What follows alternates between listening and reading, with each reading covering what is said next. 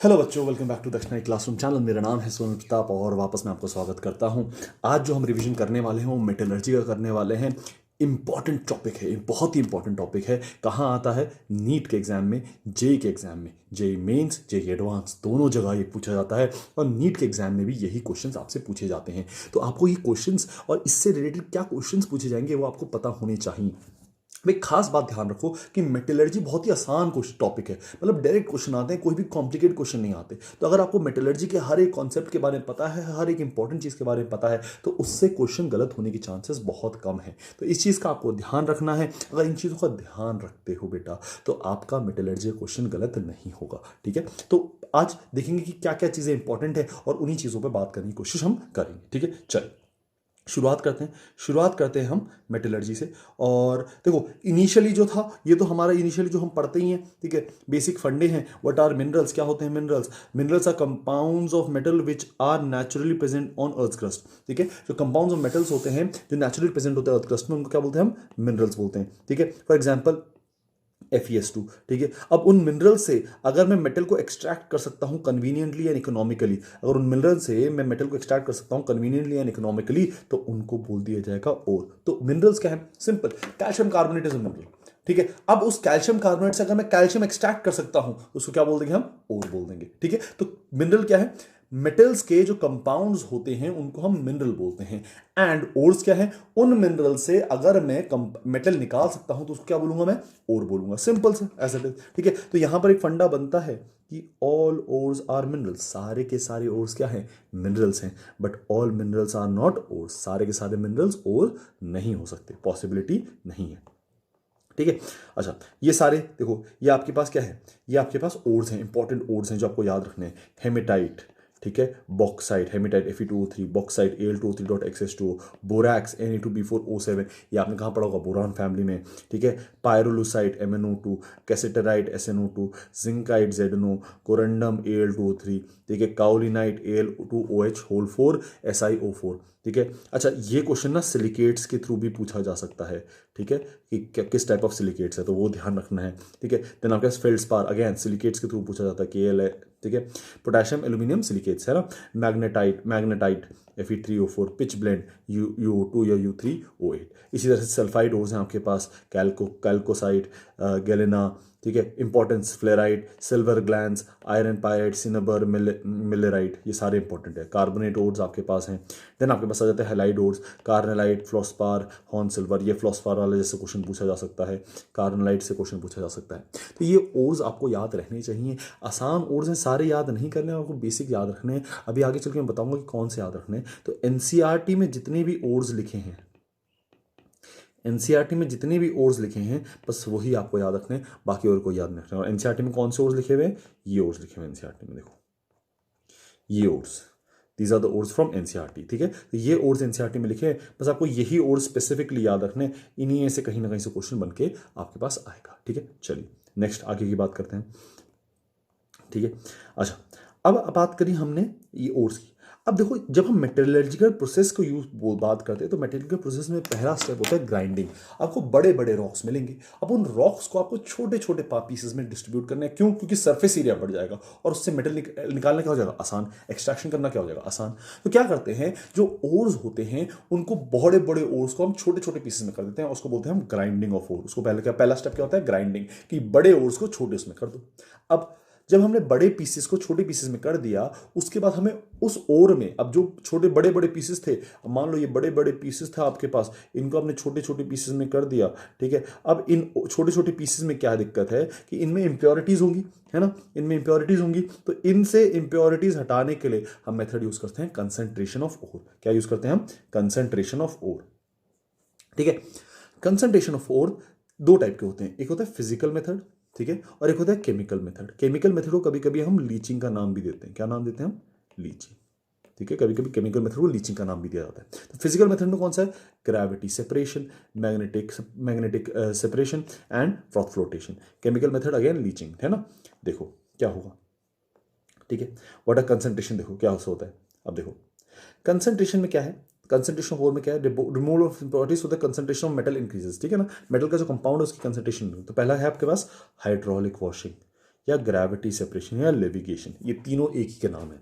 Hydraulic washing, gravity separation या फिर levigation, तीनों एक ही के नाम है। ठीक है, तो पहला आपने क्या किया, छोटे छोटे पीसेस में किया, अब आपको कंसंट्रेट करना है उनको। ठीक है, ये जो कॉन्सेप्ट है ये बेस्ड है डेंसिटी के ऊपर। किसके ऊपर बेस्ड है? डेंसिटी के ऊपर। तो होता क्या है, देखो आपके पास एक कन्वेयर बेल्ट होगी और उस कन्वेयर बेल्ट में आपके पास यहाँ पर ऐसे ब्लॉक्स बने होंगे, ढांचे बने होंगे, ठीक है ना, बैरियर्स बने होंगे, जैसे आपके पास रोड में होते हैं बैरियर्स बने होते हैं, है ना, जब स्पीड ब्रेकर्स बोलते हैं उनको, तो वैसे बना होगा। ठीक है, अब होगा क्या, आप ऊपर से डालोगे ओर, ठीक है, ऊपर से डालोगे ओर, ठीक है, और ओर को पानी के थ्रू बहाओगे, पानी के थ्रू बहाओगे।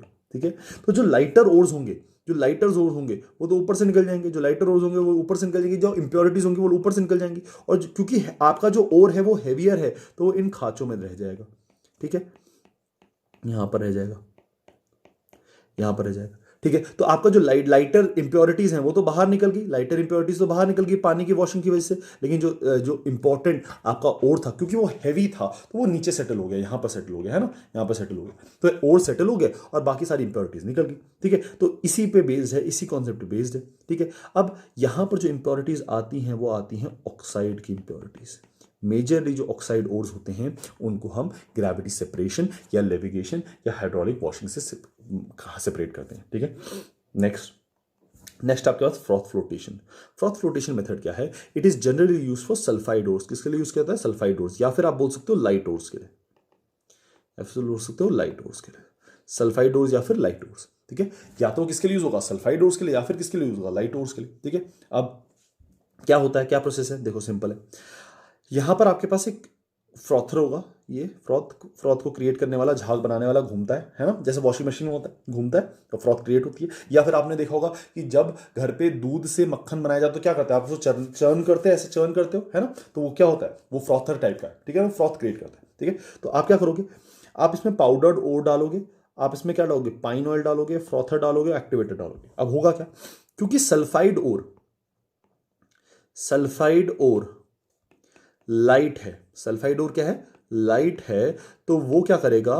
वो ऑयल के साथ बाइंड हो जाएगा, और जब वो ऑयल के साथ बाइंड हो जाएगा तो ऑयल की एक प्रॉपर्टी होती है कि वो पानी के सरफेस पे आ जाता है। वो क्या हो जाता है? पानी अगर है तो उसके सरफेस पे क्या आ जाएगा? ऑयल आ जाएगा, है ना, पानी के सरफेस पे क्या आ जाएगा? ऑयल, और इस ऑयल के साथ आपका ओर भी आ जाएगा। तो सल्फाइड ओर क्योंकि लाइट है और वो ऑयल के साथ बाइंड हो सकता है, तो आसानी से क्या करता है? बाइंड करता है और सरफेस पे आ जाता है। ठीक है, अब सरफेस पे आ जाएगा तो सरफेस पे किसके साथ आएगा? फ्रॉथ के साथ आएगा। यहां पर फ्रॉथ भी है, तो इस फ्रॉथ को अगर आप सेपरेट कर दो तो इस फ्रॉथ को सेपरेट करने पे आपको क्या मिलेगा? आपको उसमें ऑयल मिलेगा, साथ में आपको क्या मिलेगा? ओर मिलेगा। तो ऑयल को ओर से हटा दो और आपको आसानी से आपको आपका कंपाउंड मिल जाएगा। इसमें दो तीन टर्म्स है जो आपको याद होने चाहिए। एक है फ्रॉथ कलेक्टर्स।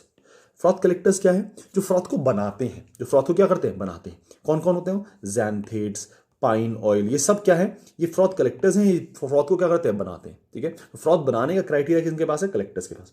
फिर आते हैं फ्रॉथ स्टेबलाइजर्स।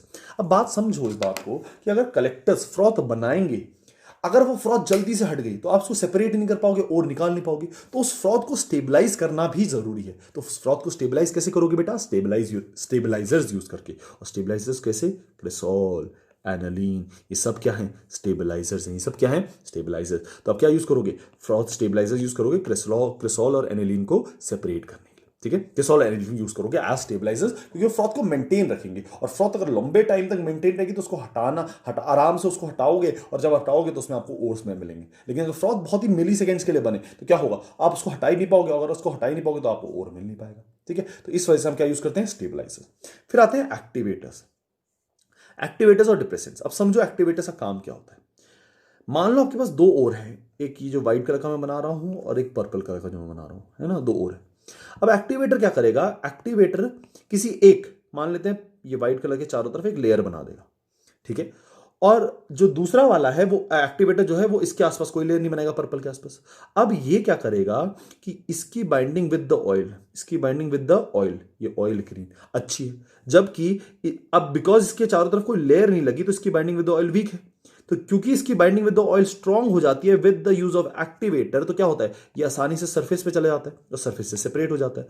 लेकिन ये सरफेस पे नहीं जा पाता तो ये नीचे ही सेटल्ड रहता है, यहां पर कहीं पर। तो क्या होगा कि मान लो दो ओर्स हैं आपके पास, टू ओर्स, और अगर दो ओर्स को सेपरेट करना है तो आप क्या यूज कर सकते हो, एक्टिवेटर्स या डिप्रेसेंट भी यूज कर सकते हो। एक्टिवेटर्स क्या करेगा, एक ओर की बाइंडिंग विद द ऑयल अच्छी कर देगा, तो उसकी वजह से क्या हो जाएगा, वो आसानी से सरफेस पे आ जाएगा, और दूसरा नीचे ही रहेगा या सेटल डाउन रहेगा, और नीचे सेटल डाउन रहेगा तो उसको वो सेपरेट नहीं हो पाएगा, जो सरफेस पे आ गया वो सेपरेट हो जाएगा। अब बात करते हैं दूसरे की, अब बात करते हैं दूसरे की। दूसरा क्या आपके पास, दूसरा है आपके पास डिप्रेसेंट्स। अब डिप्रेसेंट्स क्या करते हैं, मान लो आपके पास एक ओर है, ठीक है, उसके चारों तरफ एक लेयर बन गई, और दूसरा ओर है वो ऐसे का ऐसी है। अब डिप्रेसेंट्स क्या करेंगे, डिप्रेसेंट्स इसकी ऑयल की बाइंडिंग, ये ऑयल बना रहा हूं मैं ग्रीन कलर का, इसकी बाइंडिंग विद द आपका ओर कम कर देंगे, ठीक है, वो बाइंड ही नहीं करेगा, ठीक है, जबकि जिस पे डिप्रेसेंट नहीं लगा है वो आसानी से बाइंड कर सकता है, और क्योंकि वो बाइंड कर सकता है वो सरफेस पे आ जाएगा और ये नीचे रह जाएगा। तो होता क्या है कि दो टाइप ऑफ यूज होते हैं, एक्टिवेटर्स और डिप्रेसेंट्स, दोनों का रोल एक ही है, वो चारों तरफ लेयर बनाते हैं, बट डिप्रेसेंट एक का अट्रैक्शन, एक का कनेक्शन विद द ऑयल कम कर देता है, और एक्टिवेटर एक का कनेक्शन विद द ऑयल बढ़ा देता है। दैट इज इट, और कुछ नहीं है, काम एक ही है कि दो अगर आपके पास ओर्स हैं उनको सेपरेट करना है तो आप इस तरह से भी सेपरेट कर सकते हो, ठीक है। नेक्स्ट आपके पास आ जाता है मैग्नेटिक सेपरेशन। मैग्नेटिक सेपरेशन में क्या है, जिस भी मेटल के पास मैग्नेटिक प्रॉपर्टी होगी तो क्या होगा, आप यहां पर ओर रखोगे, ये ओर इसके थ्रू जाएगा, अब जो मैग्नेटिक वाला नॉन मैग्नेटिक वाला होगा वो पहले गिर जाएगा, और जो मैग्नेटिक वाला होगा वो बाद में गिरेगा। तो मैग्नेटिक सेपरेशन हम इस तरह से कर सकते हैं। फिर आता है आपके पास केमिकल मेथड या लीचिंग। लीचिंग, ठीक है। अब कुछ चीजों का आप सीधी उंगली से घी निकलता नहीं है तो आपको टेढ़ी उंगली करनी पड़ती है, केमिकल मेथड यूज करना पड़ता है। तो क्या है केमिकल मेथड को, क्या बोलेंगे हम, लीचिंग बोलेंगे। For example Al2O3। अब Al2O3 से Fe2O3, TiO3, SiO2 को हटाना बहुत मुश्किल काम है, आसानी से लोग हटते नहीं है, ठीक है, इंप्योरिटीज है, तो उसके लिए हम क्या यूज करते हैं, NaOH। अब देखो ये क्या है, TiO2, TiO2 is a metal oxide, Fe2O3 metal oxide, ये सारे मेटल ऑक्साइड है, metal oxide with the base react कर जाएंगे, तो ये जो बाकी सब हैं ये इंप्योरिटीज हैं, ये NaOH में तो डिसॉल्व हो जाती हैं, ठीक है। अच्छा सॉरी, ये जो बाकी इंप्योरिटीज हैं ये क्या है, मेटल ऑक्साइड, मेटल ऑक्साइड मतलब बेसिक है, कैसे हैं, बेसिक। अब अगर ये बेसिक है तो ये बेस बेस तो रिएक्ट करेगा नहीं क्योंकि हमने बेस यूज किया, तो ये लोग और बेस के साथ कोई रिएक्शन नहीं होगा, जबकि Al2O3 का एम्फोटेरिक, तो ये बेस के साथ रिएक्ट करके क्या हो जाएगा, डिसॉल्व हो जाएगा और ये बना देगा। तो बाकी सब क्या है, इंप्योरिटीज, वो एज इट इज की एज इट इज रहेंगी, लेकिन जो आपके पास Al2O3 है वो NaOH में डिसॉल्व होकर आपको कंपाउंड दे देगा, और इस तरह से आप उसको सेपरेट कर सकते हैं। वैसे ही आपके पास Ag2S है NaCN में, इसको थोड़ा सा डिटेल में पढ़ेंगे आगे चल के, बट इस तरह से रिएक्ट करता है कि आपका केमिकली रिएक्ट करेगा, AgCN बनाएगा, और फिर आप O2 यूज करोगे तो ये सल्फर किसमें, सल्फाइड किसमें कन्वर्ट हो जाएगा, सल्फेट में। आगे चल के इसके बारे में बात करेंगे, ठीक है, ऐसे, ठीक है। तो बहुत सारे ऐसे मेथड है जहां पर यूज कर सकते हैं। एक कॉपर वाला मेथड है लीचिंग का, कि कॉपर आप यूज करते हो, कॉपर प्लस है और आपको H2 यूज कर रहे हो, तो क्या करता है, Cu+H+ बनाता है, इससे आपको बहुत ही लो ग्रेड कॉपर मिलता है। लेकिन ये बहुत ही इंपॉर्टेंट है क्योंकि लीचिंग का प्रोसेस हम कॉपर के लिए यूजुअली नहीं पढ़ते, लेकिन एनसीईआरटी में एक जगह लिखा हुआ है कि लीचिंग में आपका लीचिंग आप कॉपर को सेपरेट करने के लिए यूज कर सकते हैं, लेकिन आपको बहुत ही लो ग्रेड कॉपर मिलेगा, ठीक है, इस तरह से। नेक्स्ट आपके पास आता है कैल्सिनेशन और रोस्टिंग, दो। अब कैल्सिनेशन क्या है, देखो जहां पर आप लिमिटेड सप्लाई इन एयर और लिमिटेड सप्लाई ऑफ एयर, और रोस्टिंग में क्या होता है, एक्सेस ऑफ एयर। अब देखो ना, समझना डिफरेंस, मेटल कार्बोनेट है, मेटल कार्बोनेट को जब सर आप हीट कर रहे हो तो क्या बन रहा है, मेटल ऑक्साइड और CO2। तो बेसिक फंडा दोनों में क्या है, मेटल ऑक्साइड में कन्वर्ट करना। बस कैल्सिनेशन में क्या होता है, ब्रेकिंग होती है, देखो यहां ब्रेकिंग हो रही है, जबकि यहां पर क्या हो रहा है, यहां पर ऑक्सीडेशन या रिएक्शन हो रहा है, देखो, ठीक है। तो रोस्टिंग में क्या होता है कि यूजुअली सल्फाइड ओर्स, ठीक है, सल्फाइड ओर्स होंगे कि जिनको आप ऑक्सीडाइज करोगे और क्या बना दोगे, मेटल ऑक्साइड और SO2। जबकि कैल्सिनेशन में क्या होगा, जो भी ओर होगा उसको ब्रेक डाउन करना, और ब्रेक डाउन इस तरह से करना है कि आपको मेटल ऑक्साइड मिल जाए। फॉर एग्जांपल ये आपके पास हो रहा है, अब ये वाटर एक्स्ट्रा लगा हुआ है, एक्स्ट्रा लगा हुआ है तो क्या करना पड़ेगा, आपको इसमें से क्या करना पड़ेगा, आपको इसमें से वाटर हटाना है, तो हीट करो, Fe2O3 मिलेगा, आपको क्या मिल जाएगा, आपको और मिल जाएगा, ठीक है। तो कैल्सिनेशन में बेसिकली क्या होता है, ब्रेकिंग डाउन होती है, रिमूवल होता है, लेकिन रोस्टिंग में क्या होता है, ऑक्सीडेशन होता है, रिएक्शन होता है, O2 का रिएक्शन। तो इस तरह से रोस्टिंग होती है, ठीक है, चलिए, ठीक है। नेक्स्ट अब आपके पास ये कुछ मेथड्स आते हैं, pyrometallurgy, metallurgy process for increase temperature, जहां भी टेम्परेचर इंक्रीज करो तो पायरोमेटलर्जी। हाइड्रोमेटलर्जी मतलब जहां पर आप रिएक्शंस यूज कर रहे हैं, लीचिंग वाला मेथड जो होता है ना, उनको क्या बोलते हैं, हाइड्रोमेटलर्जी। इलेक्ट्रोमेटलर्जी मतलब आप इलेक्ट्रिसिटी से कर यूज कर रहे हैं, ठीक है ना। तो ये तो आपके दो कुछ मेथड्स हैं, ज्यादा इंपॉर्टेंट नहीं है, बस आपको बस नाम पता होना चाहिए, वर्ड एसोसिएशन आपका ध्यान रखना चाहिए कि वर्ड एसोसिएशन क्या है ना, बस इससे ज्यादा कुछ और वर्ड एसोसिएशन आना चाहिए कि वर्ड को एसोसिएट कैसे करेंगे, क्योंकि आपके पास मल्टीपल करेक्ट ऑप्शन होंगे, तो ज्यादा डिटेल में इनसे नहीं पूछा जाएगा, ठीक है। चलिए नेक्स्ट अब बात करते हैं, हमने बात करी पहला किसकी, हमने पहली चीज बात करी ग्राइंडिंग की, है ना, ग्राइंडिंग की बात करी, है ना। उसके बाद बात करी हमने कंसंट्रेशन की बात करी, है ना। उसके बाद हमने बात करी रोस्टिंग और कैल्सिनेशन की बात करी, है ना। अब बात करते हैं हम एक्सट्रैक्शन की, फोर्थ बात करेंगे एक्सट्रैक्शन की, कि एक्सट्रैक्ट कैसे किया जाए। ठीक है, एक्सट्रैक्ट कैसे किया जाता है। एक्सट्रैक्ट के लिए आपके पास कुछ स्पेसिफिक मेटल्स हैं जिनका एक्सट्रैक्शन आपको देखना है, उनमें कुछ स्पेसिफिक मेटल्स के बारे में बात करेंगे। तो पहला मेथड है आपके पास साइनाइड प्रोसेस। क्या मेथड है? Cyanide process. कौन है? सिल्वर और गोल्ड। क्या यूज करते हैं? फॉर एग्जाम्पल हमारे पास सिल्वर सल्फाइड है जिसका नाम है सिल्वर ग्लैंस। क्या यूज करेंगे? NaCN और O2। अब ये क्या होगा, रिएक्शन होगा तो Ag का साइनाइड के साथ कंपाउंड बन जाएगा, और ये जो सल्फर था, सल्फाइड था, ये ऑक्सीजन होकर क्या बना देगा? H2O3, और ज्यादा ऑक्साइड क्या बना देगा? सल्फेट। तो ये ज्यादा ऑक्साइडाइज होकर सल्फेट बना देता है, और साथ में क्या बन जाता है? Ag का साइनाइड। अभी जो Ag साइनाइड है ये जिंक के साथ रिएक्ट करेगा, जिंक खुद को ऑक्सीडाइज करेगा, देखो खुद को ऑक्सीडाइज किया, और सिल्वर को क्या कर दिया? रिड्यूस कर दिया। सिल्वर को क्या कर दिया? रिड्यूस। तो सिल्वर रिड्यूस हो गया और जिंक क्या हो गया? ऑक्सीडाइज। अब जिंक HCl से रिएक्ट करेगा तो क्या बनेगा? ZnCl2 plus SCN minus, ZnCl2 plus CN minus. तो इस तरह से आपका कंपाउंड बन जाएगा। ठीक है, तो यहां पर ये कंपाउंड यूज करते हैं। ठीक है, नेक्स्ट वही देखो, गोल्ड यूज किया, गोल्ड में NaCN O2 अगेन वो बना। अब ध्यान से समझना, क्योंकि यहां पर सल्फर था तो सल्फेट बन गया, यहां पर तो सल्फर नहीं है तो ये OH के साथ जाके लग जाएगा, simple. Next AuCN plus Zn क्या बना देगा? ZnCN4 OU। यहां पर कई बार क्वेश्चन पूछ लेते हैं इस रिएक्शन में which one is acting as oxidising agent. तो ध्यान से देखना, O2 is acting as oxidising agent. कौन एक्ट कर रहा है? O2। और Zn acting as reducing agent. किसको रिड्यूस कर रहा है? Zn मेटल को, Hg को रिड्यूस कर रहा है, जबकि ऑक्सीजन क्या कर रहा है? ऑक्सीडाइज कर रहा है। ठीक है, नेक्स्ट मेथड आता है सेल्फ रिडक्शन। सेल्फ रिडक्शन में क्या आपके पास? कॉपर और लेड। कॉपर और लेड के साथ आपका और क्या यूज होता है? जिंक, मरकरी यूज होता है। ठीक है, क्या होगा सेल्फ रिडक्शन में? बेसिकली फंडा क्या है कि आप किसी भी ओर को लोगे, उसका ऑक्सीडेशन करोगे और PbO प्लस SO2 बनाओगे, है ना। अब इस रिएक्शन को आप मिडवे रोक दोगे। मिडवे रोक दोगे तो क्या होगा? PbS उसमें प्रेजेंट होगा, PbO प्रेजेंट होगा। अब ये आपस में रिएक्ट करेंगे। आपस में जब ये रिएक्ट करेंगे तो क्या करेंगे? खुद को रिड्यूस कर देंगे, और किसी ना किसी को, सल्फर को देखो ऑक्सीडाइज कर दिया, तो इसको क्या बोलते हैं हम? Self reduction. खुद ही रिड्यूस हो गए। ठीक है, अलग से कुछ नहीं किया, अलग से कुछ चीज यूज नहीं करी, कोई रिड्यूसिंग एजेंट यूज नहीं किया, खुद ही रिड्यूस हो गए, तो क्या बोलते हैं? Self reduction. ठीक है, अच्छा। अब जो लेड प्रोड्यूस हुआ है इसमें सबसे ज्यादा इंपॉर्टेंट होती है सिल्वर की। ठीक है, तो इसको लिए हम यूज करते हैं पार्क्स मेथड। क्या यूज करते हैं हम? Parks method. पार्क्स मेथड में क्या होता है बेसिकली कि आपके पास सिल्वर और लेड है, ठीक है, आप ऊपर से क्या डालते हो? जिंक डालते हो, और जो सिल्वर है ये लेड में जिंक में चल जाता है। क्यों? क्योंकि इसकी solubility in zinc is more. तो इस सिल्वर कहां चला जाएगा? जिंक में। आपको लेड अलग से मिल जाएगा और आप उसको आसानी से सेपरेट कर सकते हो। ठीक है, क्यूपलेशन भी एक मेथड है जहां आप ये नोबल मेटल्स को, जैसे सिल्वर, गोल्ड, इनको बाकी सारे मेटल्स जैसे लेड, इनसे सेपरेट करते हो। तो होता क्या है बेसिकली क्यूपलेशन में? क्या होता है कि आपके पास कुछ ऐसा फर्नेस होगा, ठीक है, कुछ ऐसा फर्नेस होगा, और उस फर्नेस में यहां पर आपने क्या कर रखा होगा? कंपाउंड रख रखा होगा। ठीक है, और नीचे पे बोन्स होंगे। क्यूपलेशन मतलब बोन्स, ठीक है ना, बोन्स यूज होते हैं। ठीक है, अब ये बोन्स क्या करेंगे? इन बोन्स की बाइंडिंग विद लेड अच्छी होती है तो लेड इनके साथ बाइंड हो जाएगा, और जब आप इसको हीट करोगे तो सिल्वर अलग से सेपरेट हो जाएगा, तो सिल्वर गोल्ड अलग से निकल जाएंगे और लेड यहीं पर बाइंड हो जाएगा, तो आपको क्या मिल जाएगा? सिल्वर और गोल्ड मिल जाएगा। तो cupellation is method used for separation of noble metals. Noble metals को सेपरेट करना हो तो हम कौन सा मेथड यूज करते हैं? क्यूपलेशन यूज करते हैं। क्यूपलेशन बहुत इंपॉर्टेंट है, ये बहुत ही इंपॉर्टेंट पॉइंट है। ठीक है, नेक्स्ट देखो जगह CuFeSO2, Cu2S plus Fe2O3 plus SO2। Again ये आपके पास हो गया रोस्टिंग। क्या है? O2 यूज कर रहे हो, सल्फाइड हो रहा है, रोस्टिंग है ना। Next Bessemer converter. किसके लिए है बेसिमर कन्वर्टर? कॉपर के लिए। कॉपर के लिए देखो Cu2S O2 रिएक्ट करेगा, Cu2O SO2। देखो मैंने बोला था ना मिडवे रोक देंगे, तो मिडवे रोक दिया इस रिएक्शन को, यहां पर दोनों प्रेजेंट है, तो Cu2S प्लस CO2 क्या बनेगा? Cu plus SO2। ठीक है, CuSO4 प्लस CuS। मतलब इसमें ना क्या होगा? आपस में सारे कंपाउंड्स रिएक्ट कर रहे होंगे, और जब आपस में सारे कंपाउंड्स रिएक्ट कर रहे होंगे तो क्या बनेगा? मेटल कॉपर बन जाएगा, साथ में SO2 मिल जाएगा। इस कॉपर को हम बोलते हैं ब्लिस्टर कॉपर। क्या बोलते हैं? Blister copper. होता क्या है कि कॉपर तो बन रहा है, लेकिन कॉपर से क्योंकि एयर बाहर की तरफ निकल रही है तो इसमें होल्स बन जाते हैं। ठीक है, होल्स बन जाते हैं, और होल्स बनने की वजह से क्या हो जाता है? इसमें ब्लिस्टर्स आ जाते हैं। ब्लिस्टर्स आ जाते हैं तो क्या बोलते हैं? ब्लिस्टर कॉपर बोलते हैं। ठीक है, अच्छा, इसमें आता है फ्लक्स की बात। अब फ्लक्स क्या है?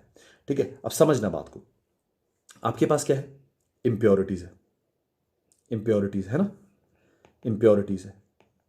ठीक है, अब यहां पर ध्यान समझना, इंप्योरिटीज को हम बोलते हैं गैंग। ठीक है, गैंग को रिमूव करने के लिए आप डालते हो फ्लक्स। गैंग को रिमूव करने के लिए क्या डालते हो? फ्लक्स। फ्लक्स जब गैंग के साथ रिएक्ट करते हो तो बनाता है स्लैग। तब क्या बनाता है? स्लैग। ठीक है, अब समझना गैंग इंप्योरिटीज। मान लो इंप्योरिटीज बेसिक है, मान लो इंप्योरिटीज क्या है? बेसिक। तो जो फ्लक्स आप यूज करोगे क्या यूज करोगे? एसिडिक। क्यों? तभी तो रिएक्ट करेगा। अगर आपने फ्लक्स बेसिक यूज कर दिया तो रिएक्शन होगा ही नहीं।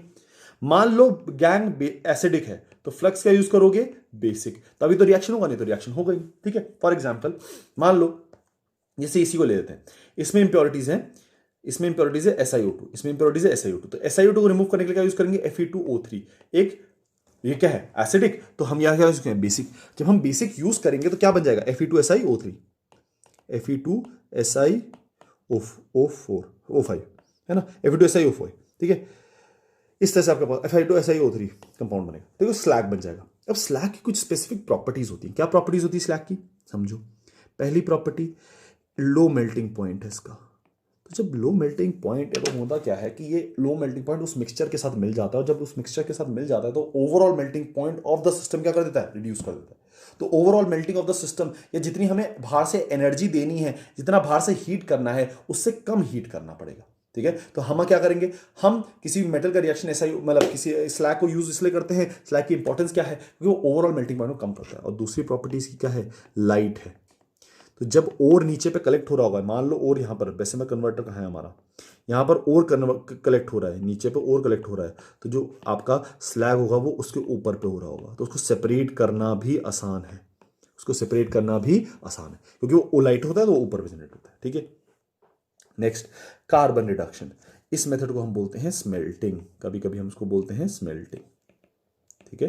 तो SnO2 carbon as reducing agent, SnCO2 या CO बना देगा आपके पास, कार्बन एज क्या आ जाएगा, एज अ रिड्यूसिंग एजेंट, और आपको Sn मिल जाएगा एज अ मेटल, आपको Sn मिल जाएगा एज अ मेटल, ठीक है।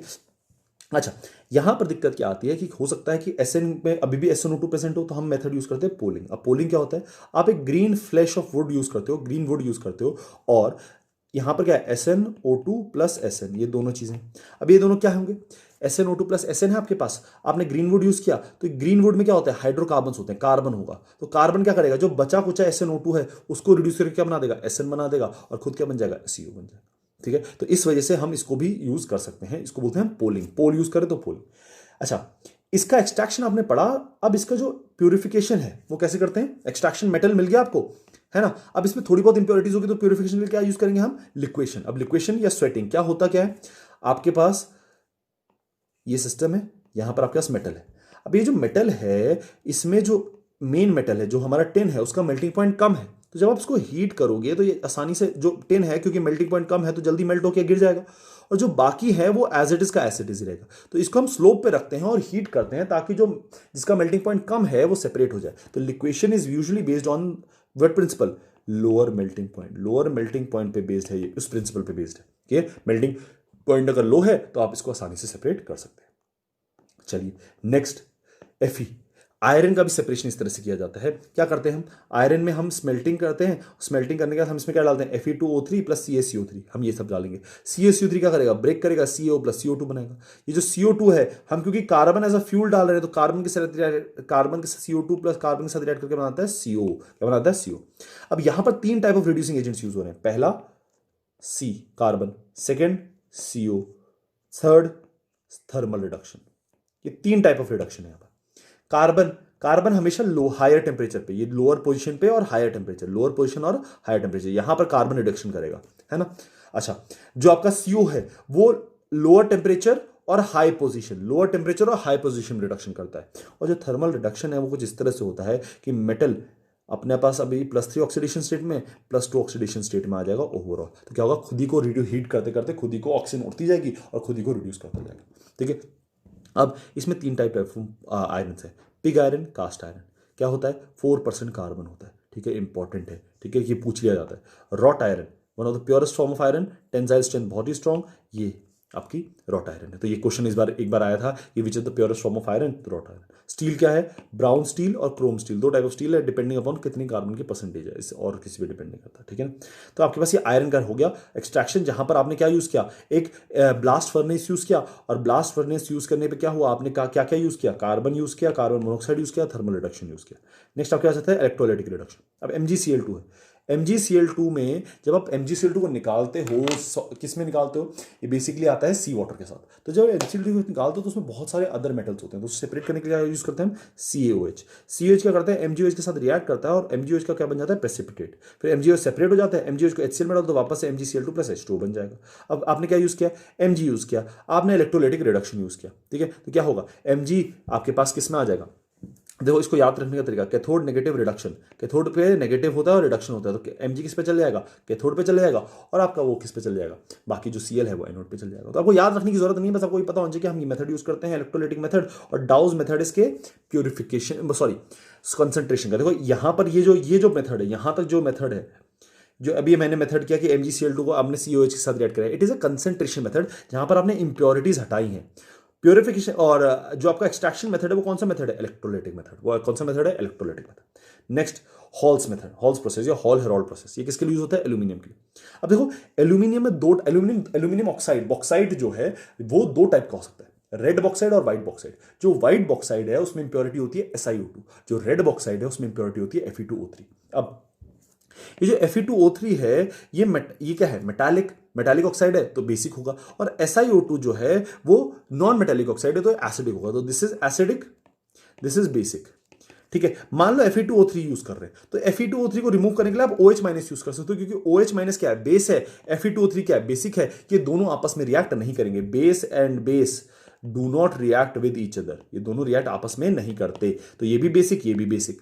तो ये किससे रिएक्ट करेगा, Al2O3, क्योंकि Al2O3 क्या है, एम्फोटेरिक, तो ये इसको डिसॉल्व कर देगा, AlOH होता है, इसमें थोड़ा सा भी एसिड डालो। अब यहां पर H प्लस, कई लोग CO यूज कर ले, CO2 यूज कर लेते हैं, सॉरी CO2 यूज कर लेते हैं, क्योंकि CO2 क्या है, अगेन एसिडिक ऑक्साइड है, तो आपको CO2 भी यूज करा जा सकता है। अब ये क्या करेगा, एसिडिक ऑक्साइड है, यहाँ पर OH है तो बेसिक हो रखा है, तो आप क्या कर दो, उसमें से OH रिमूव कर दोगे तो AlOH होता है, AlOH को हीट करोगे क्या मिलेगा, Al2O3, ये मिल जाएगा आपको, ठीक है। तो आपको क्या किया, Al2O3 में इनिशियली बहुत सारी इंप्योरिटीज जैसे Fe2O3, उसको सेपरेट करने के लिए आपने ये रिएक्शन किया, जहां पर Al2O3 तो डिसॉल्व हो गया बेस में, लेकिन Fe2O3 नहीं हुआ। फिर उसके बाद आपने उसमें एसिड डाला तो AlOH होल्थराइज मिला, और OH होल्थराइज को आपने हीट किया तो Al2O3 मिला। वहीं पर आता है आपके सरपेक्स मेथड।